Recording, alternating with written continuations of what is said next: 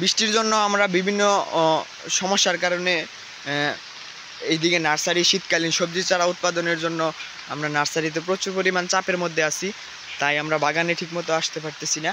আমাদের পেঁপে আলহামদুলিল্লাহ মাশাআল্লাহ সুন্দর পেঁপে হয়েছে। আল্লাহর নিয়ামত অস্বীকার করা যাবে না, শুকরিয়া আদায় করতে হবে। এত সুন্দর নিয়ামত আল্লাহ তাআলা আমাদের দান করবে এটা আমরা ভাবতে পারি নাই। আর হচ্ছে অনেকে বলে যে পেঁপে ফসল হচ্ছে পাহাড়ি ফসল, সাদা মাটির জন্য পেঁপে ফসল না। আমি বলি যে যদি উঁচু জায়গা থাকে, পানি নিষ্কাশন ব্যবস্থা ভালো থাকে, তাহলে সব মাটিতেই পেঁপে চাষ করা সম্ভব। বরঞ্চ আপনার হচ্ছে লাল মাটির থেকে সাদা মাটিতে পেঁপের ফলন দ্বিগুণ।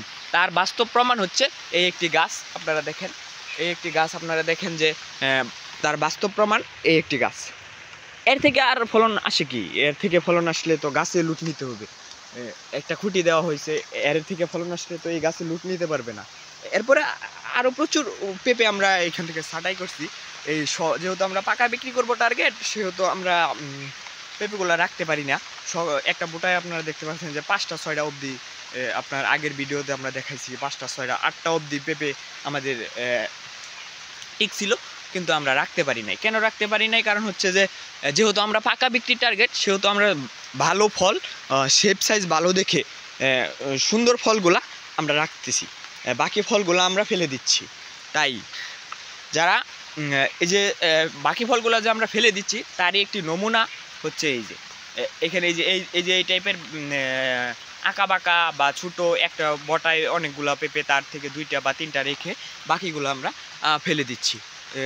ফেলে দেওয়ার পরে একটা গাছের চেহারা এরকম আসতেছে।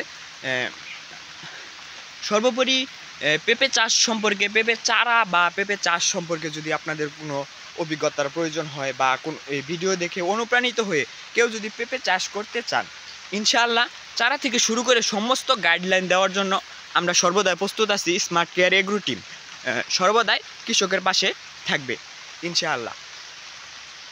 আপনারা স্ক্রিনে দেওয়া নাম্বারে যোগাযোগ করতে পারেন। আমরা সারা বাংলাদেশে দেখেন, আমরা পেঁপে এই যে এখানে পেঁপে রাখা হয়েছে, ওভার পাকার জন্য পেঁপে তুলে ফেলা হয়েছে। এটা হচ্ছে আপনার পেকে গেছে, অতিরিক্ত পেকে গেছে, পেঁপে ভাঙার সময় হয়ে গেছে। তার জন্য আমরা পেঁপেগুলো আসলে অতিবৃষ্টির কারণে ভাঙা যাচ্ছে না, হয়তো বা যাই হোক, তারপরেও আমরা ভেঙে ফেলবো, আজকালে ভেঙে ফেলবো। অসাধারণ ফলন হয়েছে ইনশাআল্লাহ।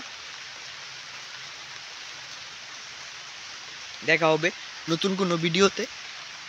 সেই পর্যন্ত সুস্থ থাকবেন, ভালো থাকবেন। আলহামদুলিল্লাহ।